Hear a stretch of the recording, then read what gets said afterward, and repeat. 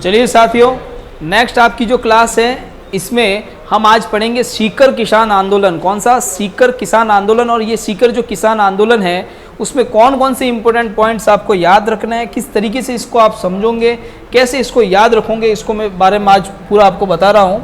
तो देखिए साथियों, जो सीकर किसान आंदोलन है उसकी सबसे पहले आपको डेट पता होनी चाहिए। 1922 से 1935 के बीच में ये जो डेट है सीकर किसान आंदोलन की, ये आपको पता होनी चाहिए। मतलब इस सीकर की बात करेंगे तो जो ये सीकर है उस समय जयपुर रियासत के अंडर में आता था, और जयपुर रियासत के अंडर में, जयपुर रियासत के अंतर्गत ये एक तरीके से जागीर थी, लेकिन अर्ध स्वतंत्र जागीर थी।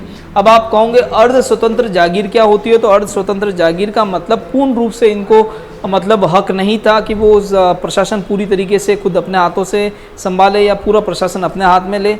यानी जयपुर के अंडरटेकिंग में जयपुर रियासत है उनके अंदर ही इनको क्या है, अपनी जागीर चलानी थी अर्ध स्वतंत्र तरीके से, यानी पूर्ण रूप से ये स्वतंत्र जागीर नहीं थी।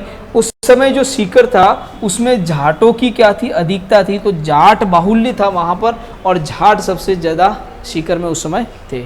अगर बात की जाती है सीकर में तो 1922 की बात की जाती है कि भाई 1922 से सीकर आंदोलन शुरू हो रहा है। और उसी 1922 में अगर मैं बात करूं तो जो सीकर में जो प्रमुख होता था, यानी उस जागीर का जो प्रमुख होता था उसको राव राजा कहा जाता था। क्या कहते थे?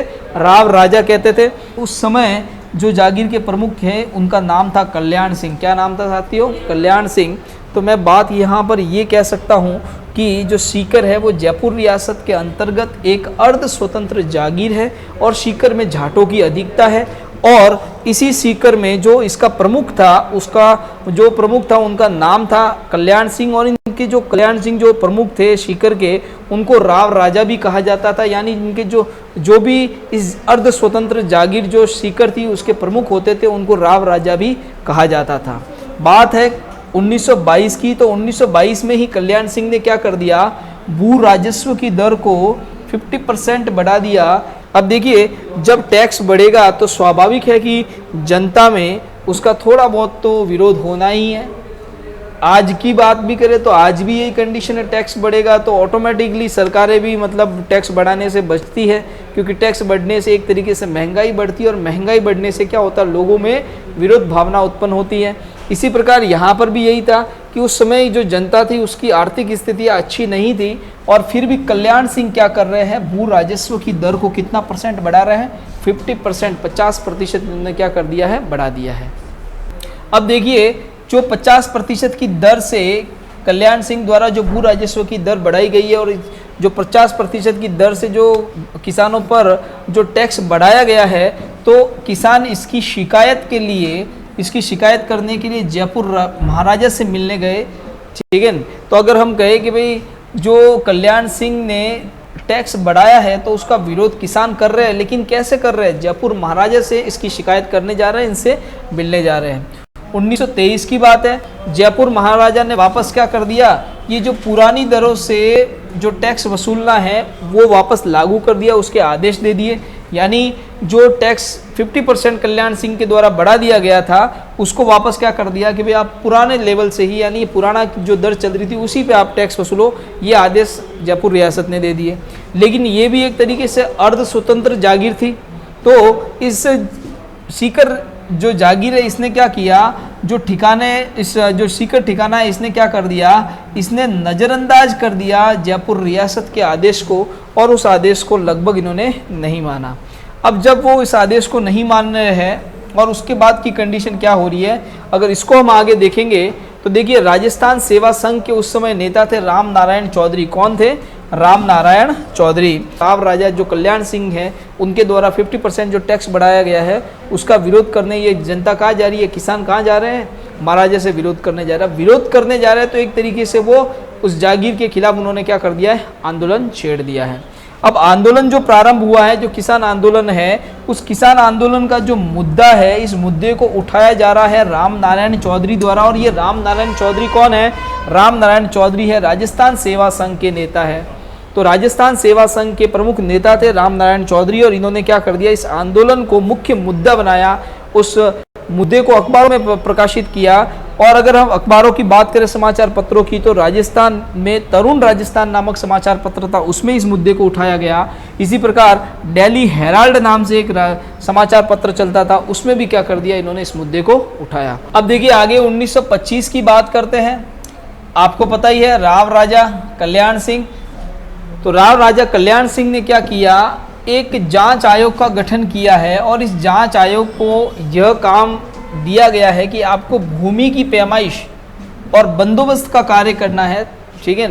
यानी भूमि की पैमाइश वापस करना और उसके बंदोबस्त के कार्य करने के लिए क्या किया जा रहा है, राव राजा के द्वारा एक जांच आयोग का गठन किया जा रहा है। कि पैमाइश करना मतलब उसकी माप करना, माप तोल करना, बंदोबस्त करना मतलब उस पर कितना टैक्स लगाना है, क्या करना है। तो इस प्रकार क्या कर रहे हैं, भूमि पर पैमाइश तथा बंदोबस्त का कार्य करने के लिए एक जांच आयोग का गठन किया जा रहा है और वो किसके द्वारा किया जा रहा है, राव राजा के द्वारा 1925 में। अब इधर एक बहुत ही महत्वपूर्ण अधिवेशन होता है और वो अधिवेशन कब, अक्टूबर 1925 में होता है। किसका होता है, अखिल भारतीय जाट महासभा का। और ये अखिल भारतीय जाट महासभा का जो अधिवेशन होता है वो कहाँ होता है, पुष्कर में होता है।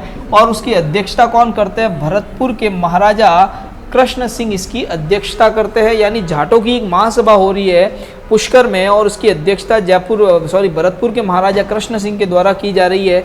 और इस महासभा में इस सीकर के कई जाट क्या करते हैं, इसमें शामिल होते हैं। और शामिल होने के बाद जब वहाँ से ये लौट कर आते हैं तो इन किसानों ने क्या किया, शेखावटी में किसान सभा का गठन किया। किसका गठन किया, किसान सभा का गठन किया। यानी इस जाट महासभा से जब वो वापस लौटते हैं तब इनमें एक तरीके से जोश का संचार होता है, उत्साह का संचार होता है। और इस जोश और उत्साह में वो क्या करते हैं, किसान सभा का गठन करते हैं और किसानों के जो मुद्दे हैं उसको उठाया जा सके, किसानों पर जो अत्याचार हो रहे हैं उसके खिलाफ आवाज़ उठाई जा सके, उसके लिए किसान सभा का गठन किया जा रहा है। अब इसके आगे अगर आप देखोगे तो 1931 यानी 1931 में क्षेत्रीय जाट सभा यानी राजस्थान में एक क्षेत्रीय जाट सभा का गठन किया जाता है। और वो क्षेत्रीय जाट सभा का गठन किसके द्वारा किया जाता है, देशराज के द्वारा, ठाकुर देशराज के द्वारा। यानी अखिल भारतीय जाट महासभा से प्रेरित होकर राजस्थान में भी 1931 में राजस्थान क्षेत्रीय जाट सभा का गठन किया जाता है। और उसके गठन में जो मुख्य योगदान होता है वो होता है ठाकुर देशराज का। यानी ये मोस्ट इंपोर्टेंट आपका क्वेश्चन बन गया कि राजस्थान क्षेत्रीय जाट सभा का जो गठन किया गया वो किसके द्वारा किया गया, तो ठाकुर देशराज के द्वारा इनका गठन किया गया। अब इन्हीं ठाकुर देशराज को अगर आप आगे देखोगे तो इनका कई जगह इस आंदोलन में वापस नाम आएगा। इसके आगे अगर देखते हैं हम 1934 में 1934 में, तो यही ठाकुर देशराज जो है जिनको कहा जाता है कि उन्होंने राजस्थान क्षेत्रीय जाट महासभा का, राजस्थान क्षेत्रीय जाट सभा का क्या किया, गठन किया है। तो यही ठाकुर देशराज जो है इनकी सलाह पर किसानों को एक यज्ञ करने का कहा जाता है कि भाई आप एक यज्ञ करो। और वो यज्ञ था सीकर जाट प्रजापति यज्ञ। क्या था, सीकर जाट प्रजापति यज्ञ। और ये सीकर जाट प्रजापति यज्ञ किसानों के द्वारा, जाट किसानों के द्वारा किया जा रहा है। वो किसकी सलाह पर किया जा रहा है, ठाकुर देशराज की सलाह पर किया जा रहा है। तो यहाँ पर हम देख सकते हैं कि ठाकुर देशराज का जाटों के किसानों में कितना एक तरीके से वर्चस्व था, यानी कितना उनका एक वजूद चलता था कि भाई वो जिस तरीके से उनको सलाह दे रहे हैं उस सलाह को किसान क्या कर रहे हैं, फॉलो कर रहे हैं। तो महत्वपूर्ण नाम बनता है ठाकुर देशराज का। और ठाकुर देशराज है वो किससे संबंधित है, राजस्थान क्षेत्रीय जाट सभा का गठन करने से संबंधित है। अब अगर आगे बात करें इस यज्ञ में क्या हुआ कि भाई इस यज्ञ से नाराज हो गए राव राजा। यानी ये जो यज्ञ करवाया गया इससे क्या है, राव राजा क्या हो जाते हैं, नाराज हो जाते हैं। और वो क्या करते हैं, 3 जो जाट नेता थे मुख्य रूप से उनको बंदी बना देते हैं। और उनका नाम मुख्य रूप से याद होना चाहिए, मास्टर चंद्रभान, चौधरी हरि सिंह और क्या है, गोम सिंह। तो महत्वपूर्ण बात आती है कि भाई जो ठाकुर देशराज की सलाह पर जाट किसानों के द्वारा यज्ञ करवाया गया उसका नाम क्या था, तो उसका नाम था सीकर जाट प्रजापति यज्ञ। क्या नाम था, सीकर जाट प्रजापति यज्ञ। और इस सीकर जाट प्रजापति यज्ञ से कौन नाराज हो जाता है, राव राजा नाराज हो जाते हैं। और वो क्या करते हैं, जाट नेताओं को गिरफ्तार करवाते हैं, बंदी बनवाते हैं। तो कौन कौन से जाट नेताओं को बंदी बनवाया गया, मास्टर चंद्रभान, चौधरी हरि सिंह और गोम सिंह को इसमें क्या कर दिया गया, बंदी बनवाया गया। इसके आगे अगर हम बात करें तो ठाकुर जो देशराज है वो विजय सिंह पथिक से भी मिलते हैं। तो ठाकुर देशराज और विजय सिंह पथिक सीकर के जो बागाला की ढाणी थी उसमें क्या करते हैं, एक विशाल सभा का आयोजन करवाते हैं। यानी बागाला की ढाणी एक गांव है और वहां पर एक विशाल सभा का आयोजन करवाते हैं। और वो किस विरोध में करवाते हैं कि राव राजा ने मुख्य जाट जो नेता थे उनको क्या कर दिया गया, बंदी बना दिया गया है। तो ये ठाकुर देशराज और विजय सिंह पत्तिक इसके विरोध में क्या करते हैं, बगाला की ढाणी में क्या करते हैं, विशाल सभा का आयोजन करते हैं। अब इसके आगे अगर हम देखेंगे, आगे ध्यान से देखना साथियों क्या हो रहा है उस सीकर जो किसान आंदोलन है उसमें नेक्स्ट क्या मतलब इसमें इंसिडेंट होते हैं, क्या घटनाएं होती है। अगर उसको हम ध्यान से देखें तो देखिए 1934 की ही बात है। कब की बात है, 1934 की, और तारीख है 23 अगस्त। तो 23 अगस्त 1934 को किसानों और ठिकानों के बीच में क्या कर दिया जाता है, एक समझौता करवाया जाता है। और मुश्त मतलब ये मुख्य एक प्रश्न बनता है, मोस्ट प्रश्न बनता है कि किसानों और ठिकानों के मध्य में सीकर किसान आंदोलन के समय समझौता करवाने वाले कैप्टन कौन थे या अधिकारी कौन थे, अंग्रेज अधिकारी। तो उनका नाम है कैप्टन वेब। क्या नाम है साथियों, कैप्टन वेब नाम है। और ये समझौता करवाया गया लाग बेकार समाप्त करने के लिए, ठीक है। जो भी टैक्स वगैरह चलते थे, बेगार प्रथा, लाग वगैरह, ये जो भी थे उनको क्या कर दिया गया, इससे समाप्त कर दिया गया। और जाटों को आश्वासन दिया गया कि भाई आप क्या करोगे, राज्य जो सेवा है उसमें आपको भी समान अवसर दिए जाएंगे। तो इस प्रकार ठाकुर जो जाट है उन जाटों को राज्य सेवा में समान अवसर दिए जा रहे हैं। जो लाग बेकार है वो समाप्त की जा रही है। और ये जो मांगे हैं उन मांगों पर जाट किसान नेता भी क्या कर जाते हैं, सहमति जता देते हैं। और किसानों और ठिकानों के बीच में क्या हो जाती है, एक तरीके से संधि हो जाती है, समझौता हो जाता है। और इसके मुख्य संधिकर्ता थे या समझौता करवाने वाले थे वो कौन थे, आपके कैप्टन वेब थे। अब इसके आगे की बात है अप्रैल 1935 की। कब की बात है साथियों, अप्रैल 1935 की बात है। अप्रैल 1935 में क्या होता है कि एक राजस्व अधिकारी है, इनका नाम है कुंदन। क्या नाम है, कुंदन। और ये कुंदन क्या करते हैं, राजस्व वसूलने, टैक्स वसूलने जाते हैं। और इसी राजस्व वसूलने और टैक्स वसूलने में एक क्या मतलब ये जो किसान होते हैं राजस्व देने से मना कर देते हैं और इन राजस्व अधिकारियों का एक तरीके से विरोध करते हैं। तो ये कुंदन क्या करते हैं, जो राजस्व अधिकारी होते हैं वो क्या करते हैं, किसानों पर एक तरीके से गोलियां चलवा देते हैं। और इसका कारण क्या बताते हैं, वो कारण बताते हैं कि जब हम राजस्व वसूल करने गए थे तो किसानों ने हमारा विरोध किया और राजस्व नहीं दिया, इसलिए इन्होंने क्या कर दी है, किसानों पर गोलियां चलवा दी है। तो अगर प्रश्न पूछा जाए कि कौन से राजस्व अधिकारी ने सीकर किसान आंदोलन में किसानों पर गोलियां चलवाई, तो उनका नाम क्या है, कुंदन है, ठीक है। अब इसके बाद देखिए 1935 की बात है। आपको पता है सीकर एक तरीके से जयपुर रियासत के अंतर्गत क्या थी, अर्ध स्वतंत्र जागीर थी। 1935 में ही जयपुर राज्य ने क्या कर दिया, हस्तक्षेप कर दिया सीकर के अंदर।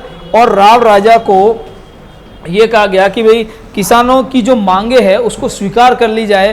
तो राव राजा ने क्या कर दिया, किसानों की जो भी मांगे थी उसको स्वीकार कर दी और उसको स्वीकार करने का एक तरीके से आश्वासन दे दिया। और इस आश्वासन के बाद धीरे धीरे जो किसान हैं वो शांत हो गए और धीरे धीरे ये आंदोलन भी क्या हो गया, समाप्त हो गया, ठीक है। तो इस प्रकार मैं कह सकता हूँ कि जयपुर रियासत के हस्तक्षेप के बाद, किसके बाद, जयपुर रियासत के हस्तक्षेप के बाद 1935 में क्या किया जा रहा है, राव राजा जो है वो किसानों को एक तरीके से मांग स्वीकार करने का क्या देते हैं, आश्वासन देते हैं। और मांग स्वीकार करने के आश्वासन के बाद धीरे धीरे ये आंदोलन क्या हो जाता है साथियों, समाप्त हो जाता। तो ये कहूँ कि सीकर किसान आंदोलन में क्या इंपॉर्टेंट फैक्ट्स थे वो मैंने आपको बता दिए हैं। मोस्ट इंपॉर्टेंट बातें इस पर हमने चर्चा कर ली है।